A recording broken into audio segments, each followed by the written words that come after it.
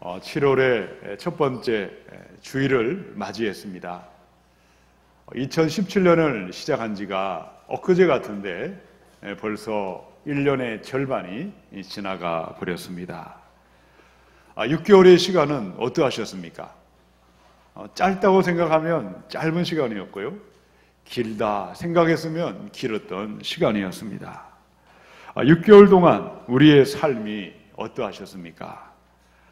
여러분 중에 학생이 있다면, 내가 학생이었다면 벌써 반년이 지나 한 학기를 마쳤습니다. 내가 공부했던 지난 6개월의 모든 것들이 성적표에 점수가 되어 나타날 것입니다. 농사 짓는 농부는 어떠합니까? 봄에 파종을 하고 부지런히 김을 메고 땀 흘린 대가가 눈으로 결실이 맺히는 것을 보게 되어 있습니다. 많은 기업체들은 상반기를 마감하고 하반기를 시작할 때 수고한 직원들에게 두둑한 상여금을 통장으로 입금해 주는 것이죠. 자, 그런데 아무런 열매가 없는 직원이 있다면 그 얼굴이 편할 수는 없을 것입니다. 자, 그러면 교회는 어떠할까요? 우리 교회는 이윤을 남기거나 많은 돈을 벌어들이는 기업체가 아닙니다. 교회는 한 생명을 구원하는 것입니다. 이 교회는 하나님의 나라를 세워가는 영적인 기관입니다. 교회의 주인 되신 하나님이 지난 6개월 동안 우리 각 사람의 삶을 다 지켜보셨습니다. 다 계수해 주셨고 이미 평가가 끝이 나버렸습니다. 자, 이유가 무엇입니까? 이미 구원을 받았습니다. 이미 하나님의 자녀가 되었습니다. 그런데 왜 한 사람 한 사람을 평가하시고 계수하시고 그들의 점수를 다 매기고 계시는 것입니까? 오늘 마태복음 10장에 보니까 제자의 삶에는 고난도 있고 시련도 있지만 하늘의 위대한 상급이 예비되어 있기 때문입니다. 우리 하나님은 상 주시는 하나님이시요 복 주시는 하나님이십니다. 우리 예수님이 사랑하는 제자들을 추수하는 일꾼으로 파송하시면서 너희에게 하늘의 상이 있음을 믿고 하늘의 상급을 바라보고 천국의 복음을 전파하라고 말씀하셨습니다. 또다시 새로운 반년을, 새로운 6개월을 시작하시면서 우리의 두 눈이 상 주시는 하나님을 바라보시고 하나님의 나라의 이 복음을 담대하게 선포하셔서 하늘의 상급으로 차고 넘쳐나셔야 하겠습니다. 영원한 하늘의 상급을 받아 누릴 사람들은 어떻게, 무엇을 준비하며 나아가는 것입니까? 우리 첫 번째 40절에 있는 말씀인데요. 여러분 성경을 가지고 계시죠? 이제 되네요. 한번 읽어보십시다. 시작. 너희를 영접하는 자는 나를 영접하는 것이요 나를 영접하는 자는 나를 보내신 이를 영접하는 것이니라. 아멘. 여러분은 언제 예수님을 영접하셨습니까? 내가 예수 믿을 때 나는 예수님이 직접 나타나셨다. 혹시 그런 분이 계십니까? 아마 거의 없을 것입니다. 대부분은 어떻게 영접하셨습니까?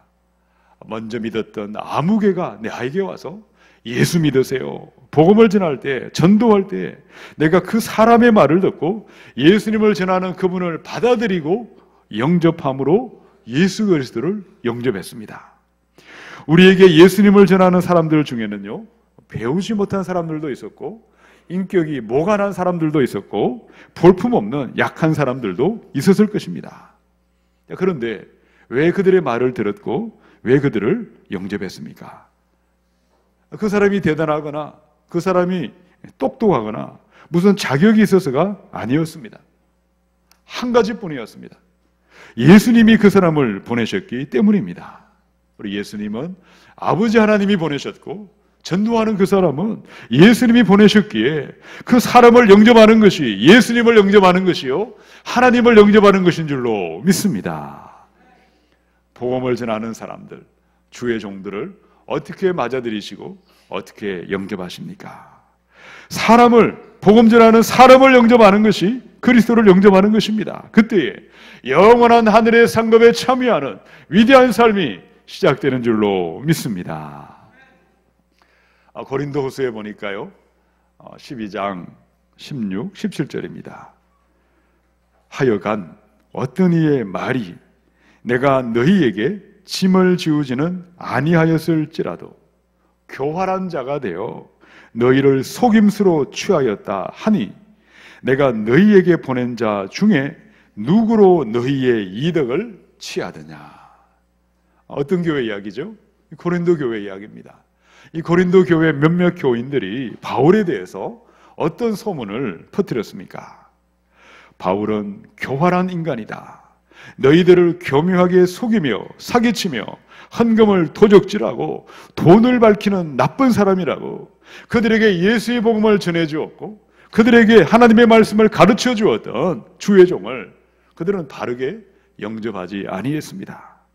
이 같은 사람들은 바울이 아니라 예수님이 나타났을지라도 거짓된 소문을 퍼뜨리고 지어내고 받아들이지 아니했을 것입니다. 자, 그런데 갈라디아서 4장의 13절 14절입니다. 너희를 시험하는 것이 내 육체에 있으되 이것을 너희가 업신여기지도 아니하며 버리지도 아니하고 오직 나를 하나님의 천사와 같이 또는 그리스도 예수와 같이 영접하였도다. 너희의 복이 지금 어디 있느냐? 내가 너희에게 증언하노니 너희가 할 수만 있었더라면 너희의 눈이라도 빼어 나에게 주었으리라. 갈라디아 교회 성도들의 이야기입니다. 이 갈라디아 교회 성도님들은 바울을 대할 때 어떤 마음으로 바울을 영접했습니까? 바울의 몸에는요 연약한 가시가 있었다고 이야기합니다. 어떤 사람은 안질이 있었다. 또 어떤 사람은 바울은 간질병을 앓았다고 이야기하기도 합니다. 자, 그럼에도 이 바울을 업신여기지 아니했습니다.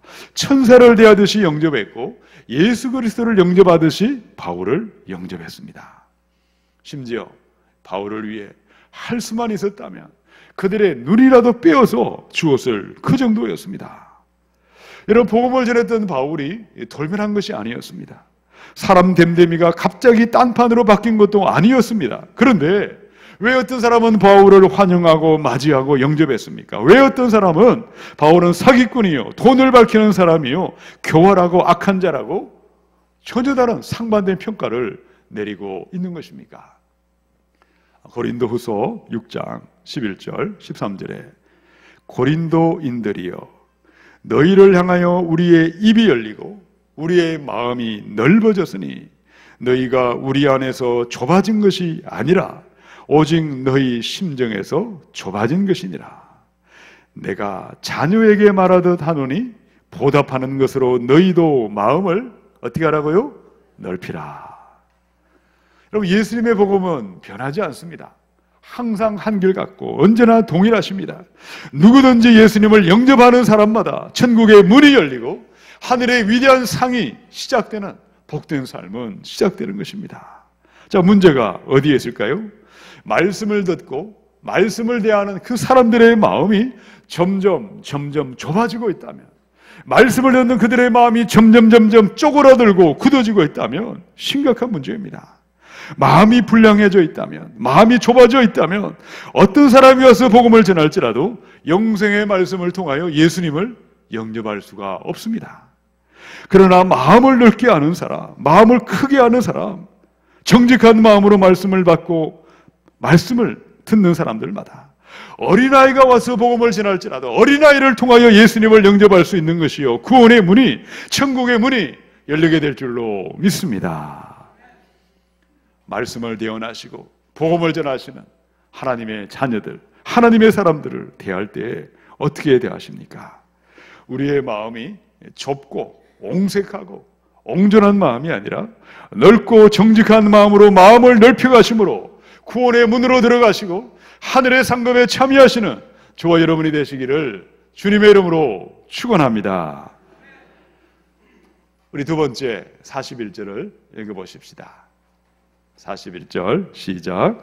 선지자의 이름으로 선지자를 영접하는 자는 선지자의 상을 받을 것이요, 의인의 이름으로 의인을 영접하는 자는 의인의 상을 받을 것이요. 아멘. 자, 선지자가 나오고 의인이 나옵니다. 여러분, 선지자는 어떤 사람이죠? 이 성령님의 감동을 따라서 말씀을 듣고 말씀을 대언하고 말씀을 전달하는 사람이 선지자요 예언자들입니다. 의인은 누구일까요? 의인들은 하나님을 믿는 사람, 믿음으로 살아가는 사람을 의인이라고 말씀하십니다. 선지자의 이름으로 선지자를 영접하라. 의인의 이름으로 의인을 영접하라. 이 이름으로라는 말, 히브리 말로 레셈. 이 레셈이라는 말은요, 무엇이기 때문에 라는 뜻입니다. 무엇이기 때문에. 표준 세번역으로 해석하면 이렇게 해석할 수 있습니다. 예언자를 예언자이기 때문에 예언자로 맞아들이는 사람은 예언자가 받을 상을 받게 될 것이다. 의인이 의인이라고 해서 의인을 맞아들이는 사람은 의인의 상을 받게 될 것이다. 지난달과 이번 달 계속해서 아침마다 민수기 말씀으로 큐티하고 있습니다. 민수기에 보면요, 모세를 대하던 두 부류의 사람들이 있었습니다. 수많은 잡족들과 고라와 다단과 아비람과 온과 250의 족장들, 이 적지 않은 사람들이 하나님이 보낸 모세를 선지자로, 영적인 지도자로 영접하지 아니했습니다. 모세로 인정하지 아니했고 원망하고 불평하고 비방하고 대적했던 것은 모세를 대적한 것이 아니었고 모세를 그들에게 보내어 주신 하나님을 대적하고 하나님께 반역했기에 죽임을 당했고 심판을 받았습니다. 자, 그런데 또 어떤 사람들이 있었을까요? 모세를 인간적인 정의나 동정심으로 영접하지 아니했습니다. 어떻게 맞이했고 어떻게 영접했습니까? 지도자를 지도자로 맞이했습니다. 의인을 의인으로 영접했습니다. 그리하여 모세가 받을 상을 함께 받아 누렸고 하늘의 영원한 상급에 함께 참여한 줄로 믿습니다. 열왕기상의 17장에 위대한 선지자가 있죠. 누구입니까? 엘리야 선지자입니다. 이 선지자 엘리야를 대하던 전혀 다른 두 여인을 기억해 보시기 바랍니다. 이세벨이라는 여인은요, 이 선지자를 대할 때 엘리야를 멸시하고 비방하고 죽이로 했던 악인 중에 악인이었습니다. 자, 그런데 사르밧의 과부는 어땠을까요? 내가 먹을 마지막 양식, 그 남겨준 양식을 가지고 선지자를 선지자라고 해서 맞아들였고 선지자라고 해서 영접함으로 말미암아 통에 가루가 떨어지지 아니하고 병에 기름이 떨어지지 아니하는 선지자의 상급이 받아 누린 줄로 믿습니다. 사무엘상 25장 10절로 11절입니다.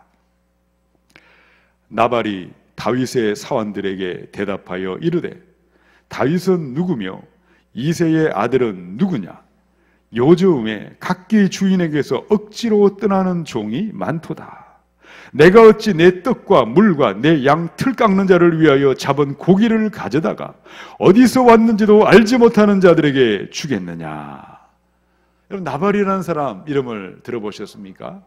이름의 뜻이 미련하다라는 뜻입니다. 이 나발은 갈멜 사람이었고 마온 땅에 살았던 부자였습니다. 다윗은 나발을 선대했습니다. 나발을 그의 재산을 한 번도 빼앗은 적이 없었고 오히려 지켜주었고 그의 양떼를 돌보아 주었습니다. 그러나 나발은 미련하여서 의인을 의인으로 영접하지 아니했습니다. 미련하고 악하게 대접하고 영접하다가 심판이 임했고 죽임을 당하고 말았던 것입니다. 여러분, 선지자를 선지자로 영접하고 의인을 의인의 이름으로 영접하는 사람이 있는데 반면에 선지자를 선지자로 영접하지 아니하고 의인을 의인으로 영접하지 않은 사람들도 있다는 것입니다. 그 차이가 어디에 있을까요? 누가복음의 8장 15절의 말씀입니다. 우리 자막을 같이 읽어보실까요? 시작. 좋은 땅에 있다는 것은 착하고 좋은 마음으로 말씀을 듣고 지켜 인내로 결실하는 자니라. 예수님이 말씀을 전하시든 예수님이 제자가 와서 말씀을 전하시든 어떤 마음과 어떤 자세와 태도로 말씀을 듣고 말씀을 대하십니까? 착하고 좋은 마음으로 겸손한 마음으로 말씀을 듣고 말씀을 받는 자마다 선지자를 선지자의 이름으로 영접하는 것이요, 의인을 의인의 이름으로 영접함으로 선지자의 상이 임하고 의인의 상이 임하는 줄로 믿습니다. 그런데 돌 같은 마음, 거만하고 교만한 마음에 사로잡혀 말씀을 듣고 그런 마음으로 말씀을 받는 자들은 예수님을 보고도 저는 귀신의 왕 바알세불을 힘입어 귀신을 물리친다, 예수님을 욕하고 비방하다가 스스로 죽임을 당했고 멸망하고 말았던 것입니다. 여러분, 모세를 따라서 광야를 행진하던 사람들을 기억해 보시기 바랍니다. 고라와 다단과 250인의 족장과 많은 사람들이 하나님을 몰라서 예배를 드리지 아니해서 망한 것이 아니었습니다. 여러분, 이세벨이 하나님을 몰랐을까요? 나발이 제사를 드리지 아니했을까요? 바리새인들이 말씀을 듣지 않았을까요? 그런 것이 아니었습니다. 스스로 그들의 마음을 자기가 돌같이 만들어버렸습니다. 자기의 마음을 딱딱하고 교만하고 거만하게 방치함으로 말미암아 멸망하고 말았다는 것입니다. 예수님의 이 마음, 착하고 좋은 마음, 가난하고 겸손한 마음이 우리의 인생의 최고의 보물이요 보석인 줄로 믿으시기 바랍니다. 성령님이 우리가 말씀을 듣고 기도할 때마다 우리 안에 있는 돌 같은 마음을 기경해 주시고 착하고 좋은 마음으로 세형을 부어주시고 겸손한 마음으로 인도해 주십니다. 성령님이 주시는 이 겸손한 마음으로 말씀을 듣고 말씀에 반응하심으로 말미암아 위대한 상급에 참여하시는 귀한 성도님들이 되시기를 주님의 이름으로 축원합니다. 우리 세 번째 42절을 같이 읽습니다. 시작. 또 누구든지 제자의 이름으로 이 작은 자 중 하나에게 냉수 한 그릇이라도 주는 자는 내가 진실로 너희에게 이르노니 그 사람이 결단코 상을 잃지 아니하리라 하시니라. 아멘. 42절을 공동번역 성경은 이렇게 번역해 두었습니다. 내가 분명하게 말한다. 이 보잘것없는 사람 중 하나에게 그가 내 제자라고 해서 냉수 한 그릇이라도 주는 사람은 반드시 그 상을 받을 것이다. 여러분, 예수님의 제자들은 어떠했습니까? 세상의 눈으로 보니까 그야말로 볼품없는 사람들이었고 비천한 신분이었습니다. 세상은 화려하고 좋은 옷을 입은 사람, 돈이 많고 신분이 높은 사람들을 높이고 그들을 대접했습니다. 그러나 선지자들, 의인들, 주님의 제자들, 이들은 약하다고 해서 멸시를 당했습니다. 가진 것이 없고 가난하다고 해서 외면을 받았고 사람들에게 무시를 당했습니다. 저는 10년 동안 직장 생활을 하다가 늦게 신학교에 왔습니다. 제가 신대원에 입학을 해서 교육 전도사로 있을 그때였습니다. 이 부동산 중개소를 통해서 전셋집을 소개받았고 이사를 해야 될 일이 있었습니다. 어떻게 아셨는지 나중에 부동산 하시는 분이 제가 목회자인 것을 알고 난 다음부터 태도가 완전히 돌변하기 시작하셨습니다. 전에는 친절하게 대해주셨고 손님으로 대해주셨는데 목회자인 것을 알고 난 다음에는 함부로 대하고 무례하게 대했습니다. 자기들 마음대로 이용해 먹으려고 했고 싸구려 취급을 받았던 기억이 있습니다. 예수님 당시나 지금이나 세상은 별로 바뀐 것이 없습니다. 사람들의 모습이 어떠합니까? 무엇이든 자신에게 도움을 주는 사람, 경제적인 이득을 주는 사람은 친절하게 대접합니다. 그러나 내가 보기에 가난하고 약한 사람, 돈이 없고 비천한 사람은 마구잡이로 대합니다. 무례하게 대하고 함부로 대하고 물건을 대하듯이 비인격적으로 대합니다. 그런데 예수님은 어떠하셨습니까? 누구에게 하늘의 상이 있고 위대한 복이 있다고 말씀하셨습니까? 너희가 보기에 비록 이 보잘것없는 사람이지만 그가 나의 제자이기 때문에 냉수 한 사발이라도 주는 사람은 반드시 그 상을 받을 것이라고 말씀하셨습니다. 여러분, 냉수 한 사발, 찬물 한 사발, 마음만 먹으면 누구나 나눌 수 있고 누구나 베풀 수가 있습니다. 마음만 먹으면 냉수 한 사발, 찬물 한 사발 베풀지 못할 사람 한 사람도 없습니다. 하나님은 얼마나 대단하게 호의를 베풀었느냐, 얼마나 큰 것을 드렸고 얼마나 많은 것을 바쳤느냐, 그것을 묻지 아니하십니다. 진실로 한 영혼을 사랑하는 마음이 있느냐, 한 영혼을 귀하게 여기는 마음으로 누구를 만나든 냉수 한 사발이라도 나눌 수 있다면 찬물 한 사발이라도 베풀 수 있다면 마지막 때가 되면 위대한 하늘의 상급으로 반드시 갚아주시고 반드시 보답하실 줄로 믿습니다. 잠언의 11장 24, 25절입니다. 헛터 구제하여도 더욱 부하게 되는 일이 있나니 과도히 아껴도 가난하게 될 뿐이니라. 구제를 좋아하는 자는 풍족하여질 것이요 남을 윤택하게 하는 자는 자기도 윤택하여 지리라. 하늘의 위대한 상이 누구를 기다리고 있습니까? 냉수 한 사발이라도 작은 것을 나눌 때, 베풀 때 임하는 줄로 믿으시기 바랍니다. 지난주에 유혜건 목사님을 만났습니다. 목사님은 시각장애인으로 앞이 전혀 보이지 않습니다. 광장동에 1000평이 넘는 넓은 땅에 몽골 학교와 나섬 공동체 대표로 계십니다. 어떻게 오늘의 모습을 이루게 되었을까? 목사님은 이 구로공단에서 외국인 노동자 사역을 하시다가 시력을 잃어버리고 말았습니다. 너무도 낙심한 나머지 비록 그의 신분이 목회자였음에도 불구하고 목사로 있을 때 자살을 시도했습니다. 그러다가 부활하신 예수님을 만났습니다. 새로운 마음을 가지고 목회를 다시 시작하실 때 떠밀리고 떠밀려서 온 것이 바로 이 광진구였다고 합니다. 1998년에 IMF 때에 이 강번역에 100만 원을 주고 지하실을 빌렸습니다. 매일 아침 노숙인들에게 밥을 지어 먹였다고 합니다. 하루는 많은 외국인 노동자들이 몰려왔는데 그런데 소문을 듣고 나중에는 외국인 어린아이들까지 몰려와서 그들에게도 밥을 지어 먹였습니다. 사람들이 외면하고 사람들이 무시하고 사람들이 함부로 대하던 그 어린 영혼들에게 한글을 가르쳐주기 시작했습니다. 금세 소문이 나서 아이들이 20명까지 몰려왔습니다. 그리고 그때 독서실을 운영하시던 한 집사님께서 자신의 집 건물 지하에 지하실이 비어 있으니 목사님 여기서 몽골 아이들을 가르쳐 주세요.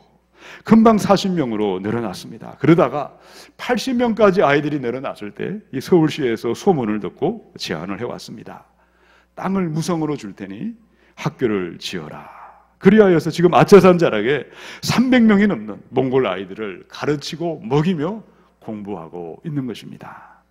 마태복음의 25장 40절입니다.